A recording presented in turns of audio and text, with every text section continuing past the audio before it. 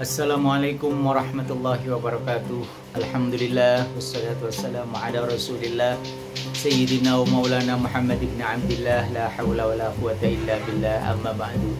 Alhamdulillah, kita sudah memasuki tahun 2023. Mudah-mudahan Allah Subhanahu wa taala memberikan keberkahan kepada kita sekalian. Sebagaimana biasanya, Ruang Doktor akan menyajikan mutiara-mutiara hikmah yang tersimpan dan terpendam dalam kitab Mukhtarul Ahadits An-Nabawiyah wal Hikam Al-Muhammadiyah. Kali ini Ruang Doktor akan menyampaikan sebuah tips dari Rasulullah Sallallahu Alaihi Wasallam agar hati kita menjadi lembut, tidak kasar, tidak keras, bukan qaswatul qalbi, yalinul qalbi. Kemudian cita-cita kita dikabul oleh Allah Subhanahu wa taala, hajat kita, kebutuhan kita, karena memang kita banyak kebutuhan dan kita seringkali meminta kepada Allah agar kebutuhan hajat kita dipenuhi oleh Allah Subhanahu wa taala. Maka ada tipsnya. Tipsnya itu kata Nabi, atuhibbu ayyalina qalbak wa tudrik hajatak.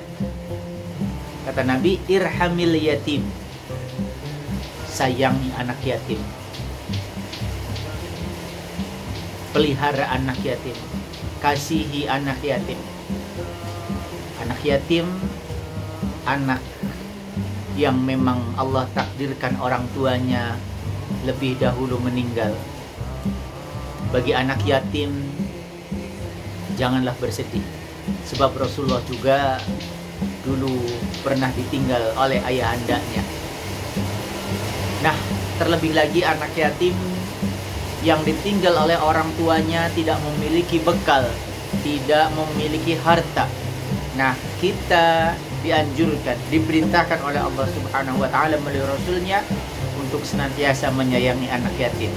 Wamsah ra'sahu, usap, elus-elus kepalanya. Ini simbol bahwa kita datang bukan hanya perasaan saja bahwa kita sayang, cinta dengan anak yatim, tapi simbol kita menyayangi anak yatim diantaranya adalah dengan mengusap kepala anak yatim.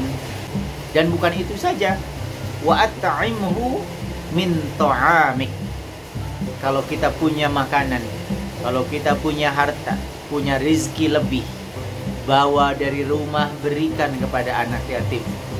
Sekali lagi, terlebih lagi anak yatim yang ditinggal oleh orang tuanya, tidak memiliki banyak harta, sehingga hidupnya dia harus sebatang kara atau tanpa bantuan orang lain atau saudara yang lain, sehingga butuh kasihan, butuh kasih sayang dari kita sekalian.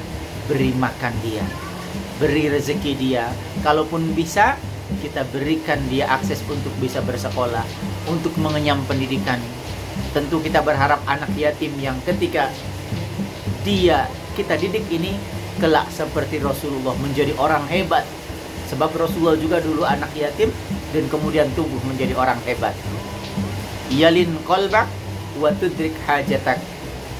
Maka ketika kita melakukan langkah-langkah yang tadi disampaikan oleh Rasul, hati kita akan menjadi lembut, hati kita akan sering berempati, bersimpati, hati kita akan penuh dengan kasih sayang sebagaimana sifat Allah, yaitu Ar-Rahman Ar-Rahim.